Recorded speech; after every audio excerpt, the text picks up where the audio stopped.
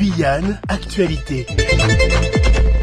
Alors, nous sommes en direct depuis la mairie de Cayenne avec le ministre Jean-François Carenco à l'issue de la réunion qu'il vient d'y avoir avec les maires. On fait le point. L'équipe prenante était là, bien sûr la maire de Cayenne, bien sûr les associations qui s'en occupent, bien sûr l'État, le président Serville, les deux députés et les maires. Moi je voudrais d'abord pointer les décisions des maires, les propositions des maires qui disent ok, nous on est prêts à faire des hébergements d'urgence dans notre commune. Je trouve ça. Mais oui, comme d'habitude. Pourquoi vous posez des questions comme ça évidemment. Mais n'empêche qu'ils prennent des terrains, qu'ils mettent à disposition, ils assument vis-à-vis de leur population. Dans cette terre qui est la terre de beaucoup de souffrance, et à celle-là, ils la prennent en compte.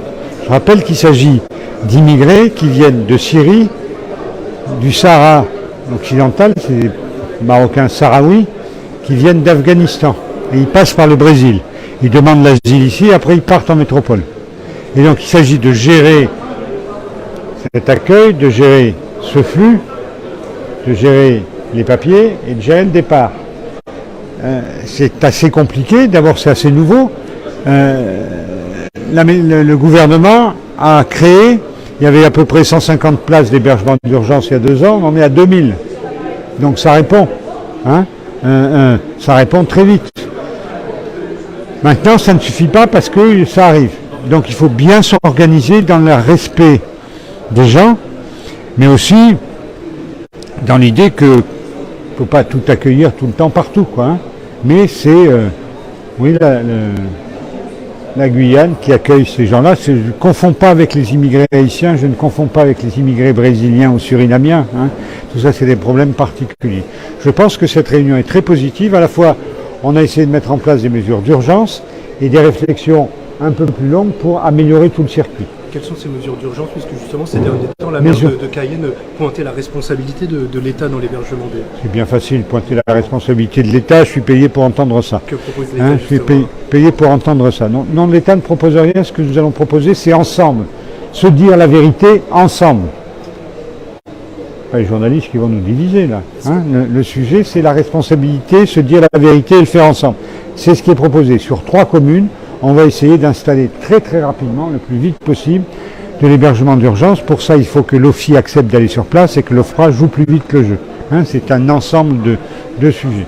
Donc, ce sont 2 organismes qui dépendent de l'État, monsieur le ministre, excusez-moi de vous couper. Ce sont 2 organismes qui dépendent de l'État. Vous dites il faut qu'ils jouent le jeu, vous donnez la consigne qu'ils jouent le jeu? Ce sont des autorités indépendantes. Vous savez, la démocratie, ça existe. Ce sont des autorités administratives indépendantes. L'OFPRA, on ne lui donne pas d'ordre, on essaie de les convaincre et de le faire. C'est ça la démocratie et c'est très bien. Est-ce que pour une meilleure planification, monsieur le ministre, il ne faudrait pas mettre en place le schéma régional d'accueil des demandeurs d'asile? Mais arrêtez de raisonner avec vos schémas, vos commissions. Ça permettrait de faire un état des lieux des besoins et de ce qu'il y a à développer. L'état des lieux, on le connaît, on sait combien il en arrive, on sait combien il part, on sait d'où ils viennent, etc. On sait tout. Flou, alors. Mais elle n'est pas floue du tout. Elle n'est pas floue du tout. Face à une crise humanitaire, mine de rien. Non mais attendez, il y a 2 sujets. Pardon ? C'est ce que dénoncent certaines associations, une prise en charge assez chaotique. Pour dénoncer tout ça. La question, c'est qu'on est passé à combien de places de 140 à 1084. Pardon, c'est pas 2000, de 140 à 1084 en un an. C'est gigantesque. Ça ne suffit pas. Donc on se met ensemble et on va essayer de le faire. J'ai pas besoin de plan pour dire qu'il faut construire plus vite. J'ai pas besoin de plan pour remercier les maires qui me disent moi je vais les accueillir. J'ai pas besoin de plan pour dire on va essayer de construire le plus vite possible. Pas besoin de plan pour aller voir l'OFI pour lui dire essaye de mettre 2 personnes de plus. Voilà, arrêtons de faire des procédures, des trucs. Essayons, face à l'urgence, de se dire la vérité ensemble et de construire ensemble, dans le respect des institutions. Des migrants sur les trottoirs de Cayenne, est-ce que ça veut donc dire qu'on ne verra plus des migrants sur les trottoirs de Cayenne? Non. Non, ça ne veut pas dire ça. Vous savez, les migrants, ils viennent de loin. Ils viennent parce que chez eux, l'Afghanistan, Pakistan, la Syrie, ça va mal.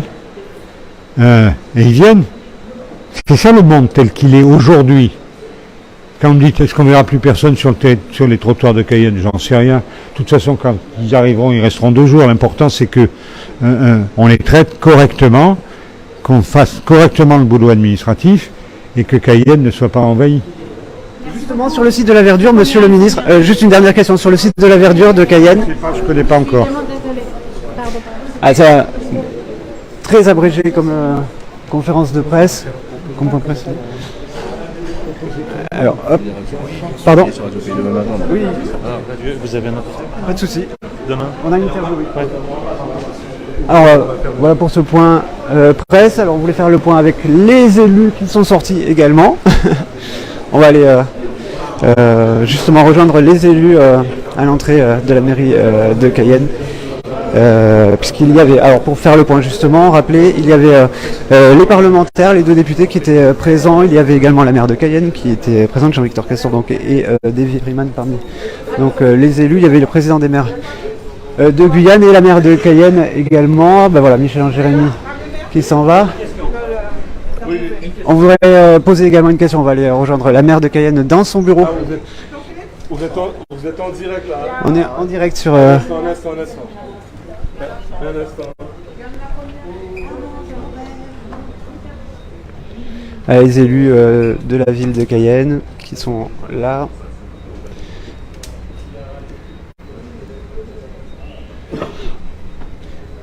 Et donc,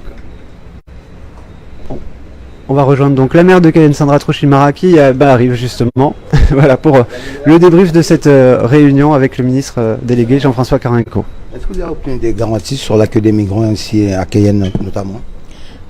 Des garanties plutôt d'hébergement dignes et qui seront donc déployées sur les communes de Sinnamary et de Regina. Maintenant, le temps est long et pour l'instant, je dirais, je n'ai pas de réponse concrète pour les migrants qui aujourd'hui sont installés au niveau donc des amandiers. Donc c'est la réponse que j'attends. Donc d'ici demain, je devrais avoir des retours concernant cette situation urgente.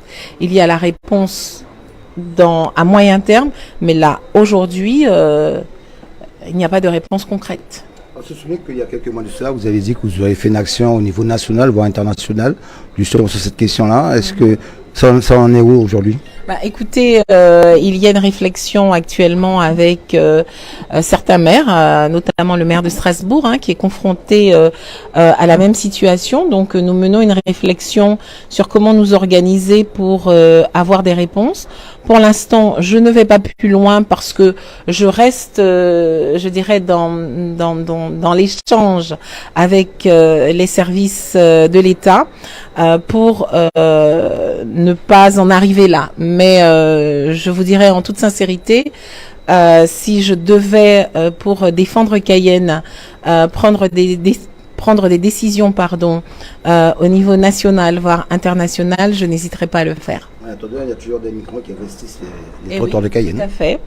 Aujourd'hui, la zone de regroupement de ces migrants se trouve sur une place mythique, qui est quand même la place des Amandiers, et Monsieur le ministre devrait s'y rendre. Donc. Il y a également des demandeurs d'asile qui sont ici derrière la mairie, justement entre la préfecture et la mairie, dans la rue où il y a les travaux. Exactement. Quelle est cette situation? On a l'impression que c'est un squat. Est-ce que c'est quelle est cette situation? Alors là, ce sont des personnes qui devraient pas être là. Ils n'ont pas eu de réponse en termes de demande d'asile. Ils devraient quitter le territoire. Donc, il revient au service de l'État de mettre en place les procédures pour les faire quitter le territoire. Donc, je vais devoir encore demander à ma police municipale d'intervenir pour donc libérer ces espaces. Ça n'a pas été fait encore? Non, pas encore. Outremernews.fr, le site de l'actualité Outre-mer, 24 heures sur 24 et 7 jours sur 7. Retrouvez la chaîne Outremer News sur YouTube.